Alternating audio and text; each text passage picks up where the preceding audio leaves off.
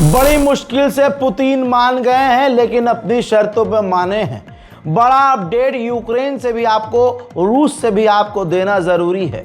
सबसे बड़ा अपडेट यह है कि व्लादिमीर पुतिन के सामने डोनाल्ड ट्रंप ने शर्त रखी, मतलब रिक्वेस्ट की कि देखिए हम आगे आपकी तमाम बातें मानने की कोशिश करेंगे, लेकिन फिलहाल आप एक काम कीजिए, जो यूक्रेन के पावर प्लांट है जहां से बिजली जनरेट होती है और शहर को बिजली मिलती है, उस बिजली संस्थानों पर आप हमला मत करिएगा।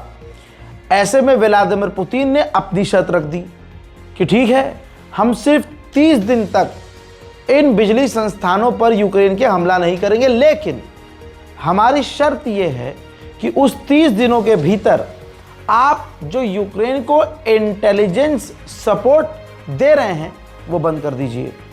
बड़ी बात यह कि डोनाल्ड ट्रंप राजी हो गए, ठीक है 30 दिन के लिए हम इंटेलिजेंस सपोर्ट नहीं देंगे यूक्रेन को, और आप इसके बदले 30 दिन तक हमला जो है, हमला मतलब करेंगे, लेकिन जो पावर प्लांट है वहां हमला यूक्रेन के नहीं होगा। ये डील हो गई है। ट्रंप इस जंग को खत्म करवाने के लिए यूक्रेन का बेड़ा गर्क करने को तैयार हैं।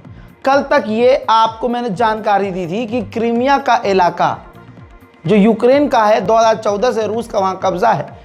आधिकारिक तौर पर ट्रंप ने फैसला लेना शुरू कर दिया है, बातचीत चल रही है कि ठीक है क्रीमिया का इलाका हम रूस को ही दे देंगे, उसके बदले जंग रुक जाएगी। लेकिन ऐसा लगता है कि सिर्फ क्रीमिया से पेट रूस का नहीं भरेगा।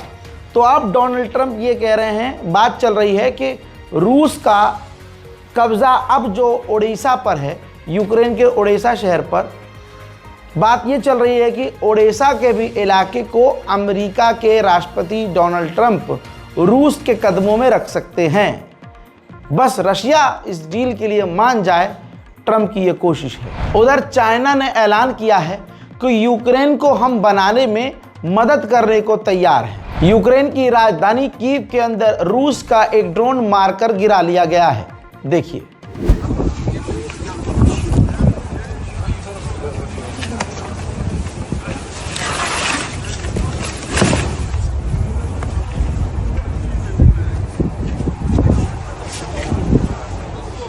इटली की प्रधानमंत्री ने मेलोनी ने कहा है कि फ्रांस और बर्तानिया जिस तरह से यूक्रेन के अंदर फौज भेजने की तैयारी कर रहे हैं, ये काफ़ी रिस्की, खतरनाक और जंग को बढ़ावा देने वाला कदम है। उधर रशिया भी लगातार यूक्रेन के यूएवी ड्रोन को इंटरसेप्ट करता हुआ नजर आ रहा है।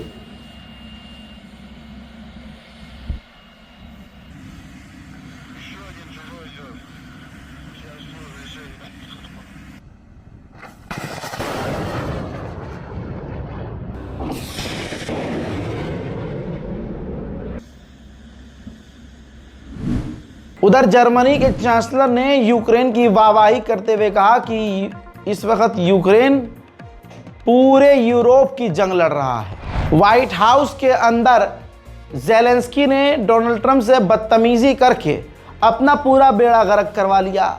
आज हाल ऐसा है कि ज़ेलेंस्की चू भी नहीं कर रहे हैं और उनकी ज़मीनों को रूस के कदमों में डोनाल्ड ट्रंप रख रहा है। तब भी यूक्रेन के अब राष्ट्रपति ज़ेलेंस्की कुछ नहीं कह रहे हैं। मांग उनकी अलग से अब यह है कि गारंटी दी जाए, सीज फायर के लिए हम तैयार हैं, गारंटी दी जाए कि हमला नहीं होगा रूस के द्वारा, और जो भी अमेरिका हमारे लिए प्लान कर रहा है, फैसला ले रहा है, हम उस पर राज़ी हैं, और इस पर भी ध्यान दिया जाए कि रूस हमले हम पर बंद करे। ज़ेलेंस्की ने यह भी कहा कि पहले जंग बंदी के इस चरण में, पहले स्टेप में रशिया चाहता है कि हम कमज़ोर हो जाएं, लेकिन हम ऐसा होने नहीं देंगे। यूरोपीय यूनियन और बर्तानिया इस रुकती हुई जंग में घी डालकर आग को भड़काने का काम कर रहे हैं। अब उनका प्लान ये है, यानी यूरोपीय यूनियन और बर्तानिया, कि सीज फायर होने से पहले भारी मात्रा में यूक्रेन को हथियार दे दिए जाएं। वहीं मेरे दोस्तों, भारत के विदेश मंत्री माननीय जयशंकर ने यूक्रेन के विदेश मंत्री से मुलाकात की है और अपना पक्ष, भारत का पक्ष रखा है कि भारत लगातार कोशिश करता रहा है कि आपके साथ अन्याय न हो और रूस और यूक्रेन की ये जंग रुके, और भारत हमेशा से जंग बंदी की बात करता है और शांति और अमन की तरफ आगे बढ़ता है। वेस्टर्न देशों को यूक्रेन के नाम पर बड़ा झटका लगा है। मोमिनीन, बताना चाहूँगा कि यूक्रेन को भारी मात्रा में यूरोप ने हथियार दिए और आज मैदान जंग में यूक्रेन के सैनिक उस हथियारों को, यूरोपियन हथियारों को छोड़कर भागे हैं, तो वो यूरोप के हथियार रूस के हत्थे चढ़ गए हैं। देख लीजिए।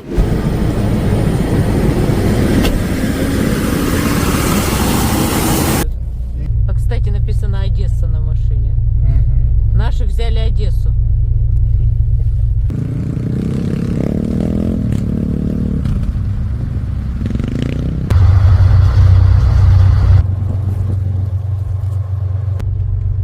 В принципе, практически целая.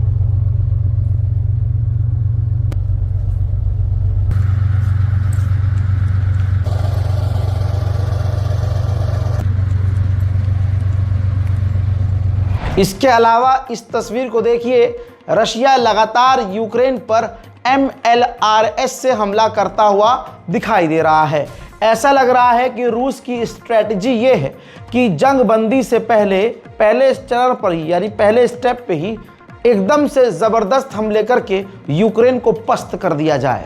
रशिया का लड़ाकू फाइटर जेट Mi-28 क्रैश हो गया और इसके अंदर जो रूसी पायलट थे, मेंबर्स थे, वो मारे गए हैं। रूस को तगड़ा झटका। वहीं यूक्रेन के सुमी के इलाके में ये तस्वीर आप देख सकते हैं। यूक्रेन का F-16 लगातार उड़ रहा है। यहाँ पर ये तस्वीर दिखाकर आपको ये क्लियर करना चाहता हूँ कि यूक्रेन ने भी अभी हमले रोके नहीं हैं। यूक्रेन को जहाँ मौका मिल रहा है वहाँ पूरी तरह से मौके पर चौका वो मार रहा है। पूर्व यूक्रेन के राष्ट्रपति ने कहा कि जो ये ज़ेलेंस्की है, अभी का राष्ट्रपति, ये यूक्रेन को डिक्टेटरशिप की तरफ लेकर जा रहा है। यानी पूर्व राष्ट्रपति भी चाहते हैं कि कुछ भी किया जाए, इस जंग को बंद किया जाए और अपनी अकड़ को यूक्रेन के राष्ट्रपति छोड़ दें। ईरान के बाद सबसे ज़्यादा पाबंदी रशिया पर लगी है। पुतिन ने खुद बताया है 28,595 बैन और प्रतिबंध हम पर लगाए गए हैं। सुनिए। The sanctions are not pointed measures, they are not temporary measures. They are systemic measures of exerting strategic pressure on our country. And whatever the next developments are, whatever the situation is, our competitors will always strive to hold our country back and weaken its technological capabilities. And while previously Western elites tried to disguise this, वहीं Vladimir Putin ने ताज़ा तरीन अपने बयान में ये भी कहा कि कई सारे यूरोप के देश इकोनॉमिकली काफ़ी कमज़ोर और सिक्योरिटी के लेवल पर भी काफ़ी कमज़ोर हो गए हैं। अब ज़ेलेंस्की तो खामोश हैं, ज़मीन का उनकी सौदा हो रहा है, लेकिन यूक्रेन के विदेश मंत्री का अलग बयान है। यूक्रेन के विदेश मंत्री कह रहे हैं कि हम अपनी ज़मीन का सौदा नहीं करेंगे। वहीं ज़ेलेंस्की ने यह भी कह दिया है कि Vladimir Putin permanent cease fire के लिए पूरी तरह राज़ी नहीं हैं। उनके जो बयानात हैं वो संदिग्ध हैं, जिन पर भरोसा मुश्किल है। उधर जर्मनी 3 बिलियन यूरोस खर्च करेगा यूक्रेन के डिफेंस को मजबूत करने के लिए और यूक्रेन की सेना को ताकतवर बनाने के लिए। यूक्रेन और रूस के तमाम ताज़ा तरीन अपडेट में फिलहाल के लिए इतना ही। इस रिपोर्ट को शेयर कीजिए, चैनल को सब्सक्राइब कीजिए। जय हिंद।